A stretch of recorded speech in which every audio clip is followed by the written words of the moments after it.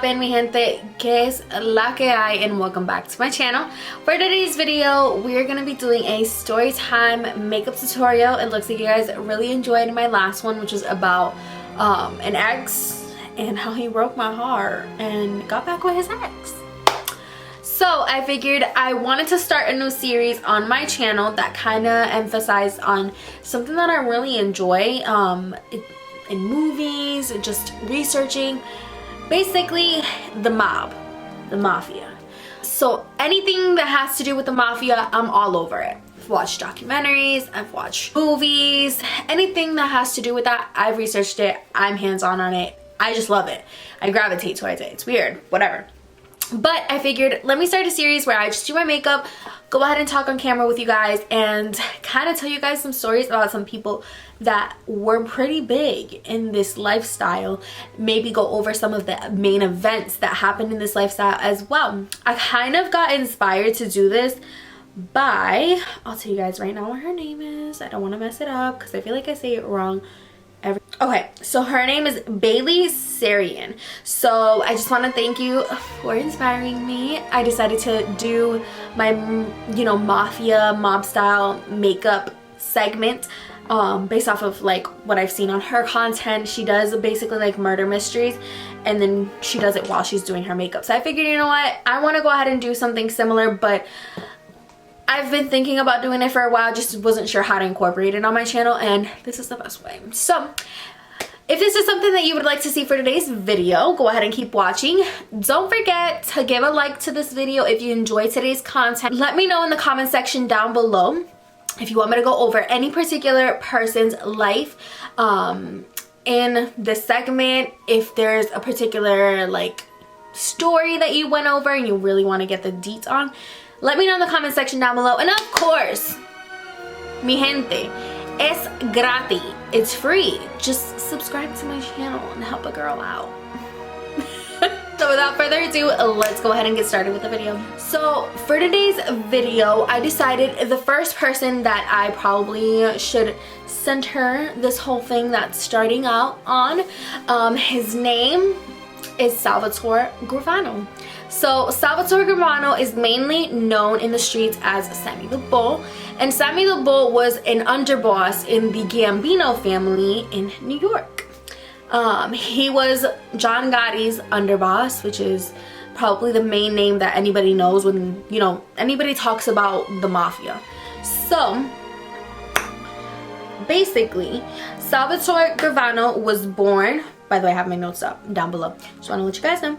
So he was born March 12, 1945. He was born in Bensonhurst in New York. And basically, this is in Brooklyn. He's from Brooklyn, New York. He was the fifth of 5 kids. His parents actually had another son and daughter who were born before Sammy.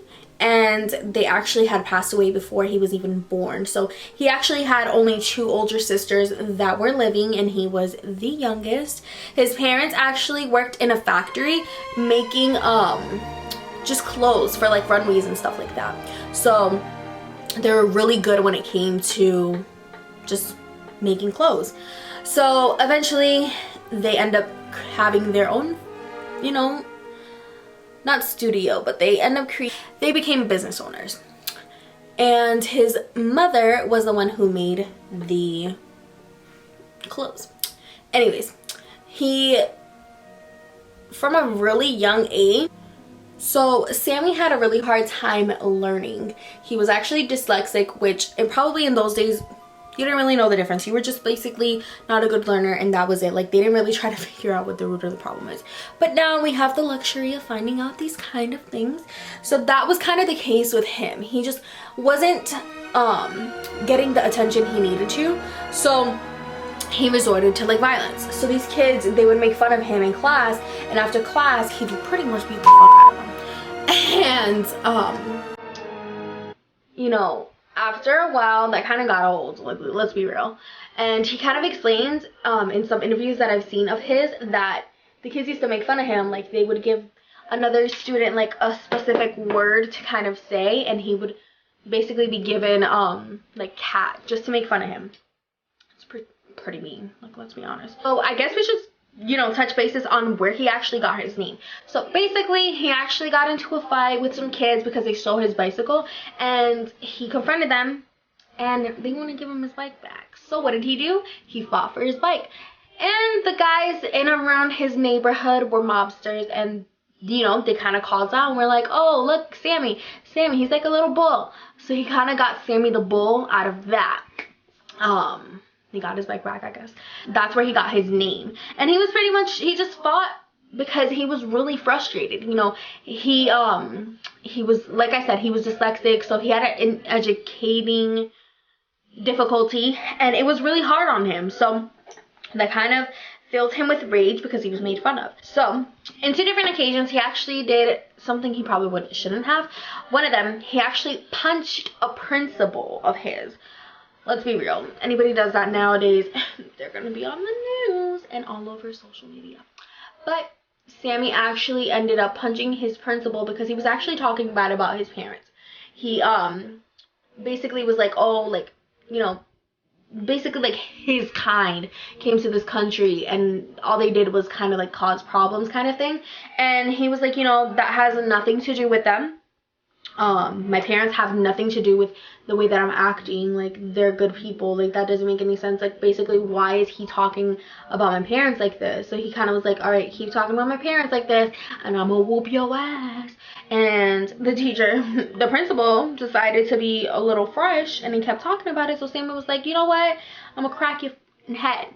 So he pretty much fought him. Not fought him, he broke his nose. And that's where the troubles began with school. He got kicked out of school, and he got moved over to another school, and he got into an incident in that school. So basically, by the time he was 16, the school system was just like, you know what? We don't want anything to do with him if he's gonna be causing all these damn problems. Okay, so eventually he actually ends up getting drafted into the army or into the military, whichever one we want to go with. And when he gets drafted into the military, he actually learns a little bit about how everything works, and eventually ends up working in a kitchen in he was in communications, by the way, in the military. He ends up working in kind of like a kitchen in South Carolina, and that's the first time he comes across of, like, you know, how actually things happen as far as like you know, blacks and whites. And that's when he starts learning things, and he's gone into a lot of details about a specific situation that's happened to him, and he ends up actually getting sent home, and he was granted honorable discharge. So he ends up getting honorable discharge, gets sent back home. When he gets sent back home, he's already getting into shit. Like, before he left, he was in gangs and all that shit. So he comes back, and not even a 24-hour time frame comes, and he's already in the gang again. So the Rampers, I think is how you say it, was actually the gang that he ends up getting back into. He never really left. It's kind of like the Crips and Bloods. Like, you're in it, you're in it. So he ends up getting back with his gang, and basically they did what they had to do. They did what they had to do in order to get money, and whether that meant stealing from somebody, beating somebody up, you get my drift. Until he ends up getting the acknowledgement from one of the crime families in New York City at the time, which was the Colombo family. And one of the members in the Colombo family actually ends up taking him in and kind of showing him like how everything works and how the ropes work. So when he comes in as a friend into the Colombo family, he actually ends up being one of those guys that just like runs pretty much errands for somebody. Like, you want me to beat this person's ass? Cool, I got you. You want me to rob somebody? I got you. You want me to do this too? I got you. So he was basically like, you know, kind of like the person who handles shit. And because he had already had some experience with the Rampers, which is the gang that he was in, they knew he was like fit for the job. So they kind of trusted him. And eventually, there comes a situation where the person who actually took him in, I'm gonna put you guys a little forward a little bit more. There we go. So there comes a situation where he kind of has been part of, you know, contributing to this family, and he's not becoming a made man. And if you've ever done any research on the mafia, a made man is pretty much you becoming a member of the secret society. La Cosa Nostra, which is what they consider the mafia in Italy, it is this thing of ours. So it's a secret brotherhood for maybe, basically. Think of it as like a sorority, but it's deeper. That's how they've seen it. So in order for you to become a made man, you have to do something. So he ends up actually getting transferred into another one of, not transferred into it, but he ends up getting transferred to another crime family in New York at the time, which was the Gambino family. And in the Gambino family, let's be real, that's where he flourished. He had a full-on career and he did his whole shebang-a-dang. And basically, he ends up getting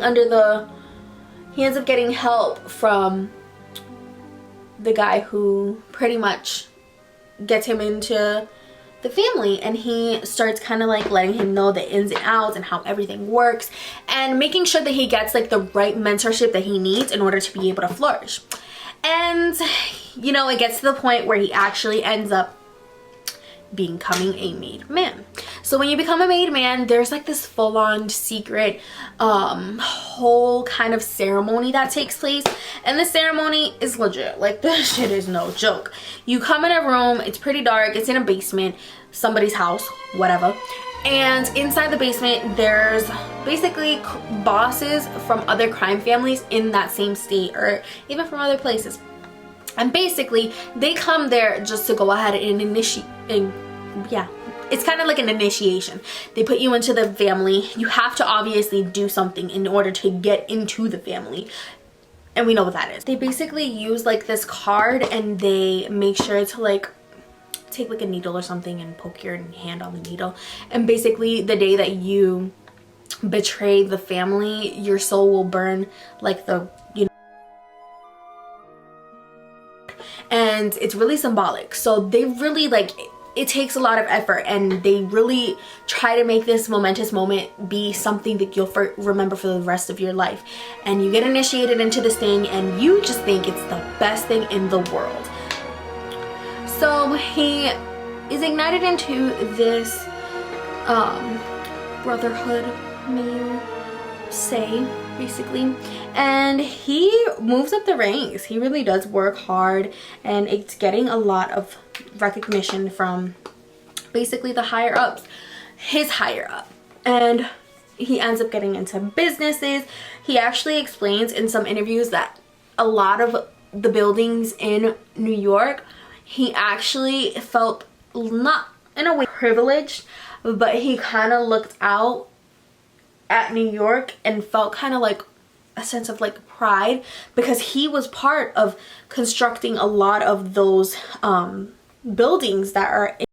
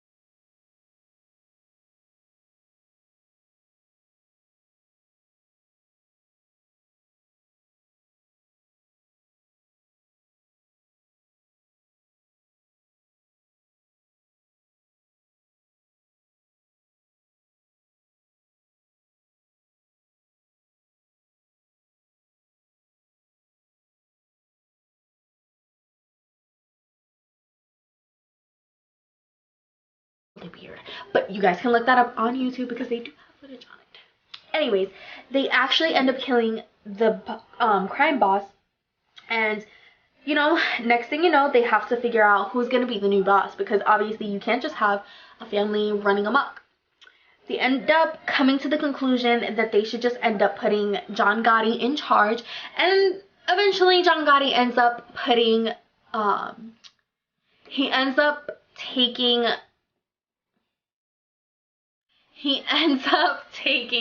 Sammy under as his underboss. So basically, with him being his underboss, like, he has full reach to more things. He has more power. With that position, he is pretty much like the vice president in a school. He's pretty much like the head honcho without being the head honcho. He's like the right-hand man. So with him being the underboss, it kind of changes things. So eventually, the feds, they want to catch them. Like, the Gambino family has always been under their radar. Just the mafia in general has always been under the radar. And because of the RICO Act, you know, shit happens. So eventually they actually end up arresting them, getting warrants, because they have enough tapes to pull them under. John Gotti was a pretty flashy guy as far as, like, putting the, what's the word I'm looking for? He basically was that kind of person who brought this information into the light. Nobody really knew what the secret society was. I mean, you knew what it was, but you didn't know what it was. And when John Gotti became the boss, it made it more apparent to people on the outside, so that caught a lot more attention. And of course, he had all these different, he had a bunch of different, what's the word I'm looking for? He had a bunch of different court cases, and he always ended up being able to flee and, you know, get away with them. And of course, Sammy helped with that. Now, they have a bunch of, like, recordings on John Gotti, so that, you know, they pretty much have a case on him. And then with Sammy being his underboss, they pretty much have a case on him too. So the two get arrested. Once they get arrested, he actually ends up, they actually end up arresting him, and they're put into, like, this predicament where, you know, they're gonna go down. Eventually they're seeing possibly, like, life in jail. And what ends up happening next is something that really surprised the world, to be quite honest. And I don't blame them. So John Gotti actually wanted Sammy the Bull to take the rap for him. Weird. He wanted to take the rap for him because he figured, you know, I'm the boss. It's just better if you do it instead of me. Sammy was not sure with that. He was basically trying to pin everything that the feds had on them on him. So he was planning on basically ratting him out. He was basically trying to rat him out without ratting him out, if you know what I mean. So Sammy kind of was just, like, a little bothered. Like, this was his friend. This was someone who was his, like, boss. Not his boss, but, like, he just thought of John Gotti as more of, like, a friend. And he was basically turning his back on his friend. Like, who does that? So at that point, Sammy is kind of conflicted. The feds are willing to actually, you know, do a deal with him. And we all know what that means. So he's, you know, they can come up with something as long as they get something in return. So one day, Sammy just decides, you know what? I have a family outside of here. I want to see my children grow. I want to see what happens in life. And he decides to go ahead and not snitch, but tell what he can tell. So he ends up getting a deal, ends up confessing to 19 murders. That's a whole lot of murders. But that's none of my business. And he comes up forward and tells them about what he was involved in.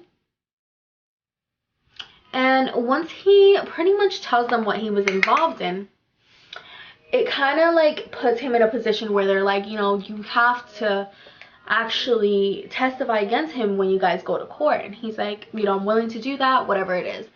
He ended up putting a bunch of people away in jail, people that kind of deserved it. He did say that he kind of didn't tell on everybody, if that makes sense. So of course he ends up telling on John Gotti on what he knew and all this shebang-a-dang, and John Gotti gets sent to jail for pretty much ever. He actually ended up dying in jail, if I'm not mistaken, of cancer.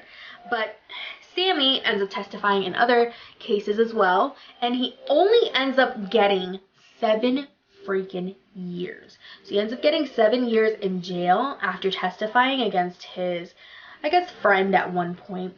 But he did it because he was pretty much getting like the shitty end of the stick. Like, you want me to tell on myself when I pretty much do everything that you did? Like, come on, homie. Sammy ends up getting the full, not the full, he ends up getting the 7 years. He spent 7 years in jail. He actually came out with a book. I don't know if you guys have heard of it, but I believe it's called Underboss. And if anything, I'll just put it like down here in the bottom.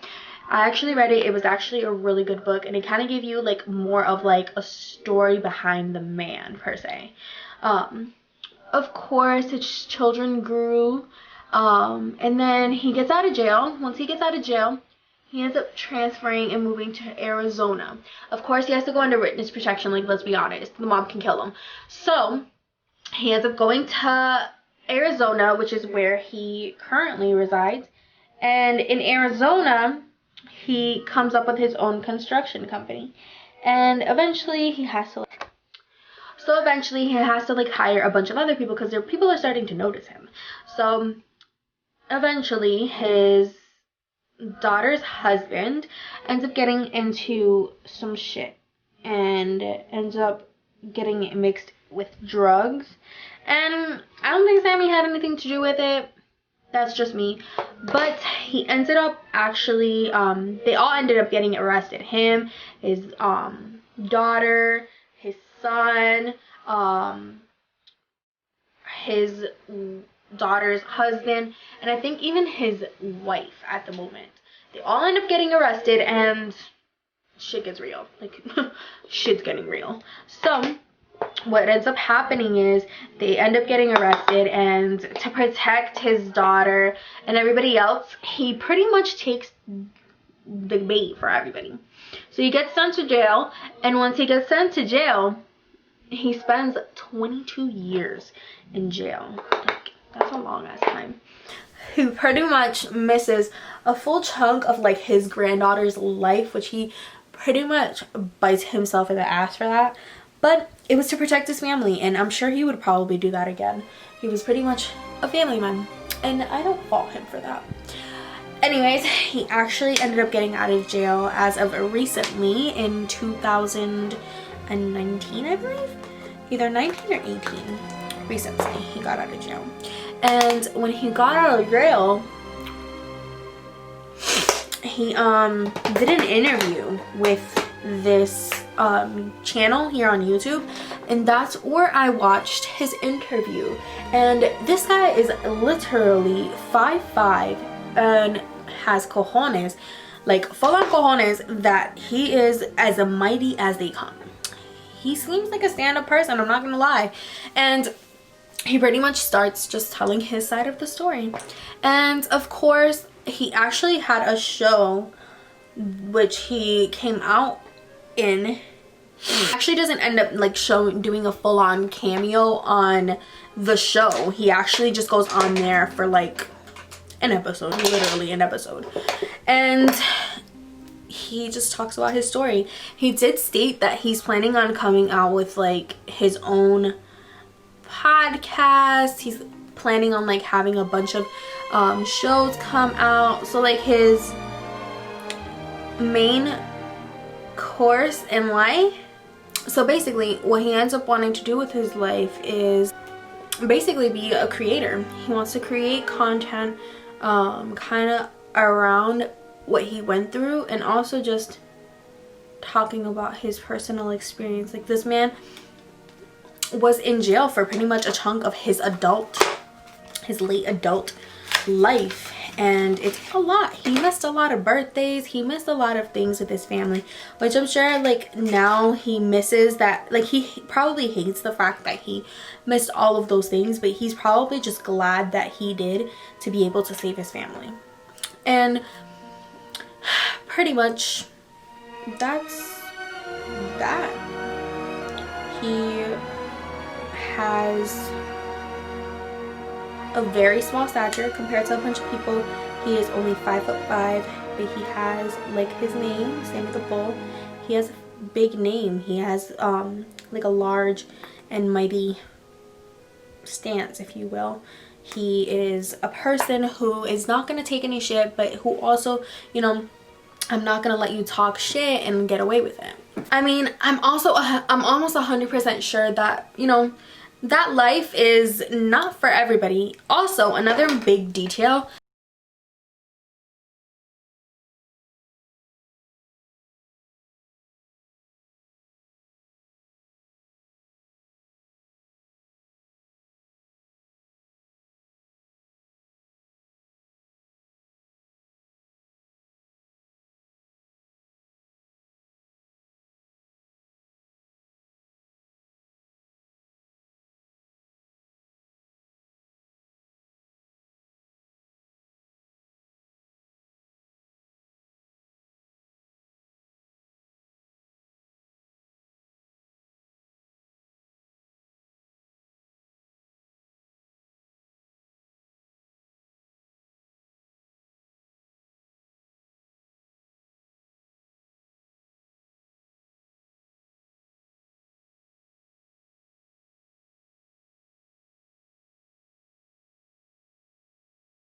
but I'm sure now they're both home. She is in the